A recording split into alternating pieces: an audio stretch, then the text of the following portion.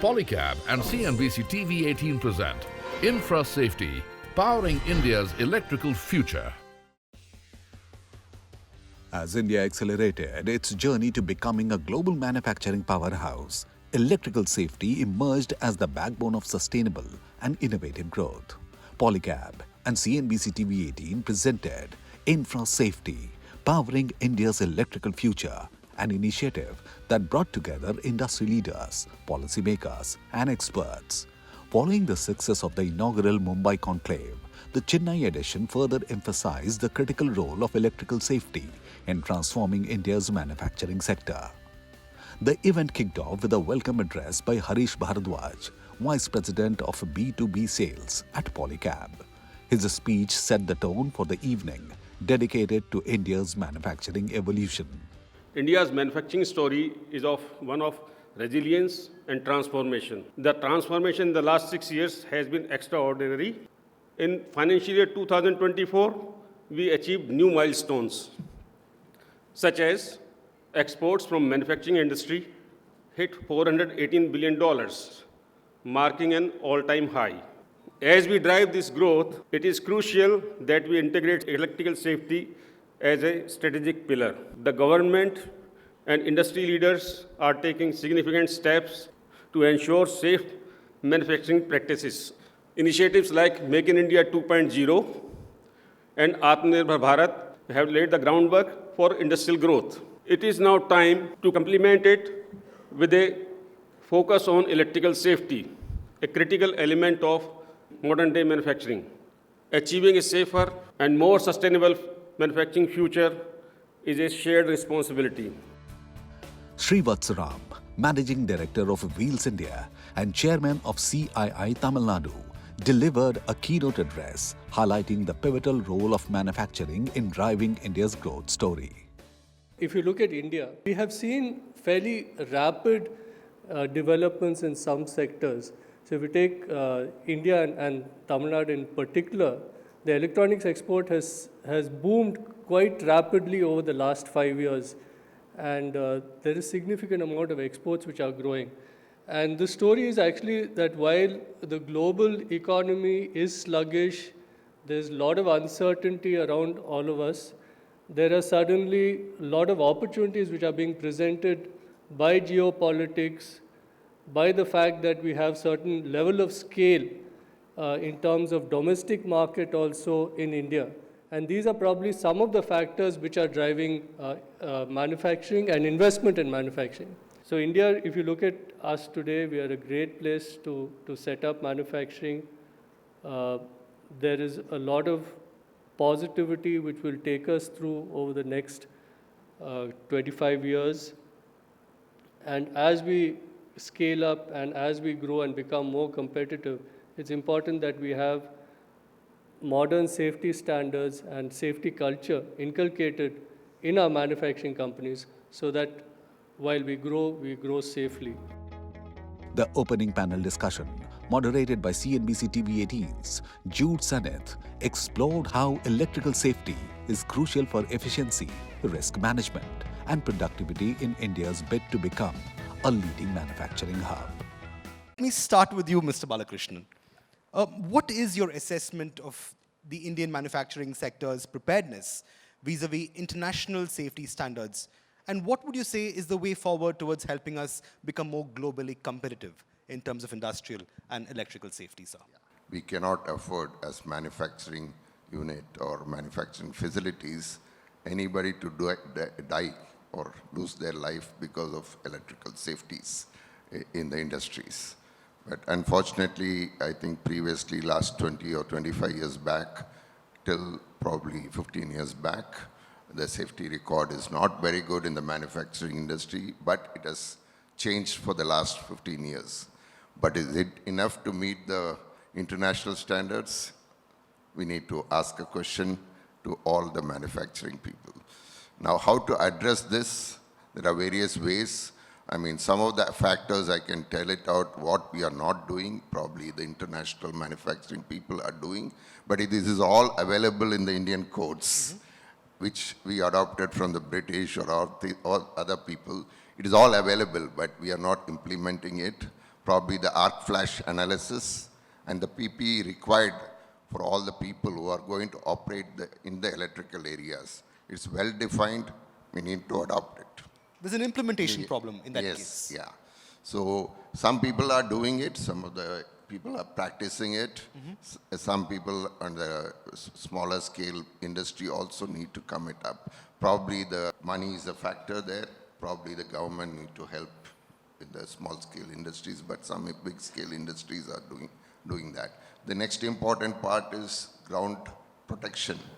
Interrupters for circuit breakers and other things needs to be implemented in principle where people are working in electrical areas. The earthing is a very important part. I think this needs to be audited. See, probably I am a designer, probably I'll design the manufacturing facility, but these all needs audits at regular intervals for the equipments to work for protection against for the human protection and the material protection. So that needs to be audited. And these are some of the things we can definitely do. And people have to be trained more in this. On the safety aspect, I think the manufacturing people have to train their people who are working for the electrical safety requirement inside these facilities. These are some of the thought processes, but we are there, but not there. Right. That's what. There but not there. I think that's yeah. a very nice way of summing it up, Mr. Balakrishnan. And the big takeaway is simply the fact that there simply is a bit of a lacuna that needs to be filled. Mr. Krishnakumar, maybe I could come to you on this. How much regulation do you feel may be a case of too much regulation? Are these regulations an outright boon? Is there something that we might perhaps need to do to make them better off, more improved, more sharpened? So definitely regulations are required, but if the same agency is controlled by more than one regulation, just to quote, like Indian Electricity Act, Bureau of Indian Standard, we feel like multiple regulations. And also the frequency of change that comes, it becomes complicated. But if you ask whether, whether can we say like no regulations? Definitely not at all.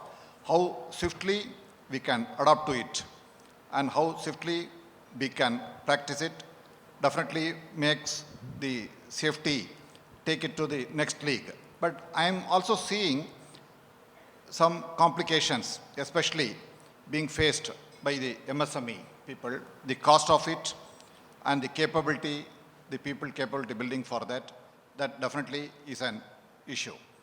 So regulations are required, but the frequency of change definitely matters.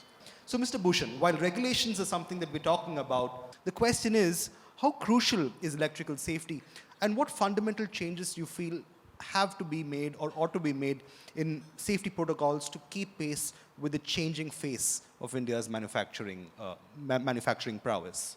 This is such an important area which we have to discuss about that, how we can make it more safer. Because, human people, everybody has a fundamental right to work in safe environment. And safety is so crucial, like electricity and energy, you cannot smell, you cannot see, you cannot watch even.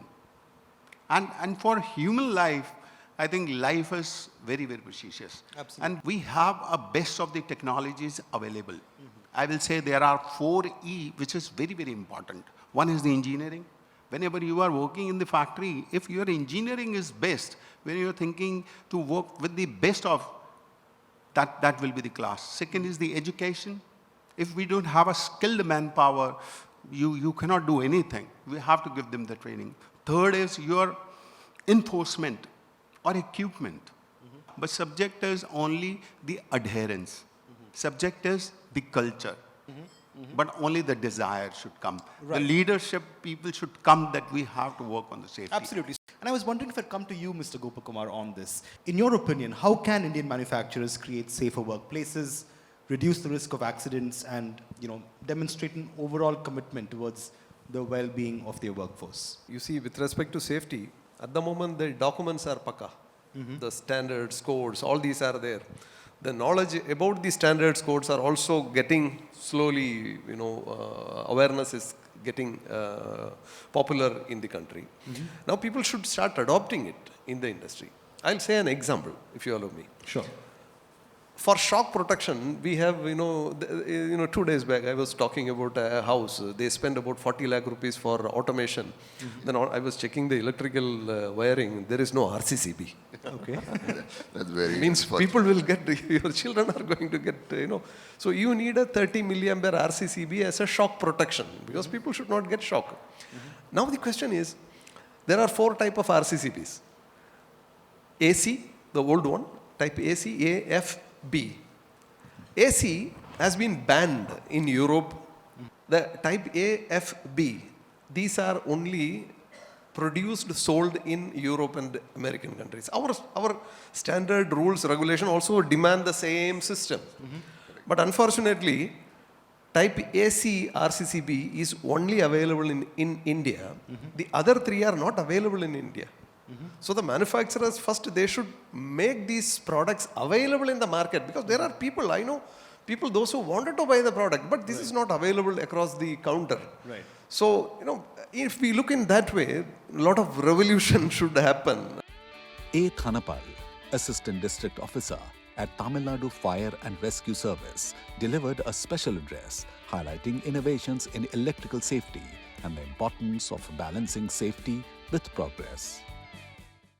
So here, the panelists told us that 3 E's, engineering approach. They told us, they discussed about the engineering approach, education, and enforcement. All 3's are here. Then why is happening?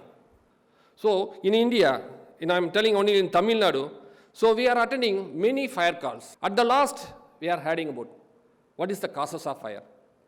When we investigate, when we came to know, it is only the causes of fire, electrical short circuit. I don't know how it is happening. When the people are doing, from the designing, they are thinking, they are purchased the quality of the materials, they are using the channel, then how it has happened? Why it has happened?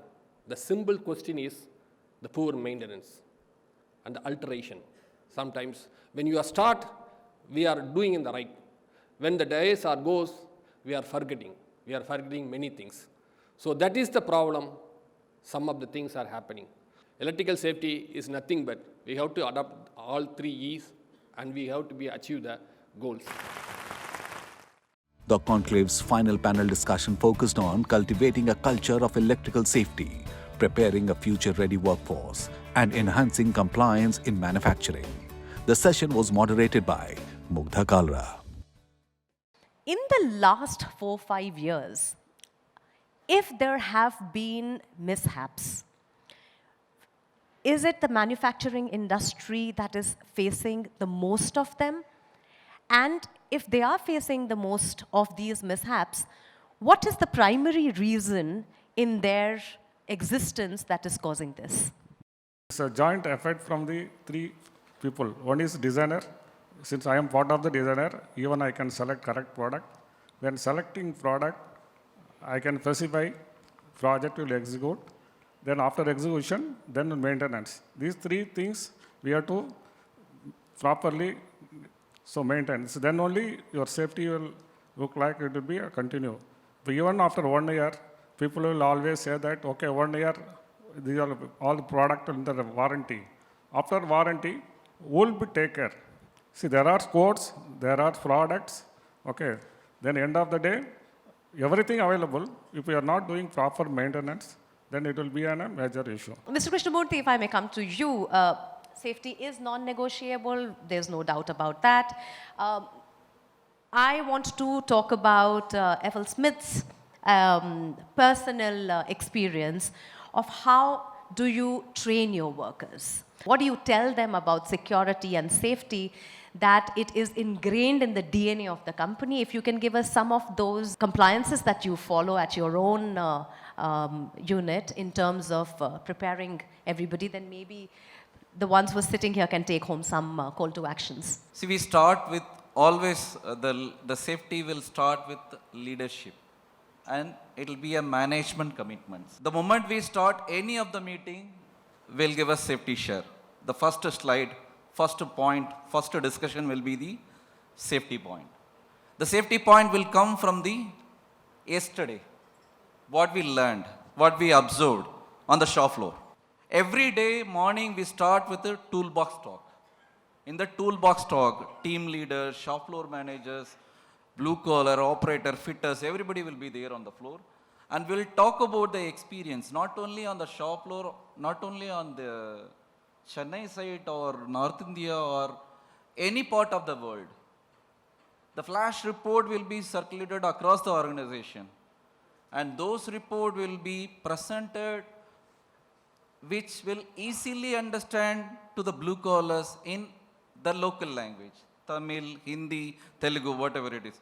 So that experience will be shared over there on the toolbox talk, first instant. Then we'll have a regular weekly meeting, which will be called as a gate meeting, where we will involve our blue collars to play some dramas based on the real incident happened on the shop floor. For example, a person sitting on the opposite machine, what they observed, they will come and present in that gate meeting. This will happen. Similarly, we will have a safety committee meeting monthly once, where blue collars, white collars and management, all representative will be there, where we will talk about the initiative, we will talk about the improvements, we will talk about the improvement ideas and investments which is needed for to bring and improve the safety culture. So each and every area we are keep on giving the awareness. When you turn back, there will be a signage, signboards, labels, which will keep indicate you what has to be followed. I think a big round of applause for that, for that many compliances within a month to actually take a look at the safety of not just the processes, but also whether the people understand. I think a lot, as we have been talking about, boils down to culture. When we are trying to change mindsets, Mr. Gopinath, I want to understand when we talk about consultants like you getting to manufacturing stakeholders, what is your first understanding about them? What are the things that you look at them to understand what is the nature of this company and what should I be suggesting? Because I'm sure everybody comes with very different standards and priorities and prioritizations of safety. As a consultant, after some time, I try to personalize the experience to the listener also. You have to connect. There are here hundreds of listeners like that. When we present our design presentations, there will be multiple people sitting. It will be boring subject for them. But what I used to do, I have a video which was flashed in all the television channels, I think 2-3 years back during the Corona time. In Mumbai, there was a 50-story building which was under fire. On 20th story, one guy was hanging. Most of you may be remembering that. From there, because of the smoke, he could not hold on. He left, and from there he fell and he died. So this is how I try to make the personalized experience, so that we can change the the thinking of the clients and bring this safety awareness. Wonderful. I think that kind of storytelling has to be done when we have to talk about safety and compliance as well. All right, Nikhil, I'm going to get you in here. You guys are the market leaders, OGs of this business. There is so much happening in the field. And now the shift that we are seeing in the last 7-8 years is people are collaborating. People are leaving the job to the experts and saying, no, we will not do this on our premise, on our own, but we will hire somebody who knows the business, who knows what can go wrong, who knows when something goes wrong, how do we fix it, who can customize it for us, etc. What kind of internal compliances as a company you go through, and what are the kind of regulations and safety certifications that you have to get in place for actually then going to the market and saying that, all right, you can trust us completely implicitly? See, Mugdha, I think firstly for us, safety is, it's hygiene, okay? Within Polycab, we are very, very clear. Safety is hygiene. It's not something that you expect. It's something that is there, has to be there. There's absolutely no question. I'm going to throw in some examples of what we've done in terms of customizations. If you read enough data, majority of the deaths actually take place because of inhalation, right? And people cannot move. So what we did is we actually went out and created a product called Green Wire, right? This is more for residential applications. And this product gives out kind of white smoke, right, in very layman terms. So you can see and you can move around, right? Today, it's become the largest selling premium product in the country. But it was not easy, because for something like this, you have to go and educate. You have to go and create a lot of awareness. We've taken the onus upon us to work with guys like NSDC and actually go out and, whether the electrician is working with whichever brand, it doesn't matter, but educate him. Try and make sure he does this sort of exam and gets certified and becomes a certified electrician as per the government's requirements. So I think, these things are absolutely critical. So, we're constantly working on things like that, on how do we either improve the industry or reduce imports for the country. As the Chennai conclave concluded, the discussions highlighted the pivotal role of electrical safety in shaping India's manufacturing future. Experts and industry leaders reflected on the sector's evolution, emphasizing how safety, innovation, and technology drive progress. Polycab and CNBC-TV18 present Infra Safety, powering India's electrical future.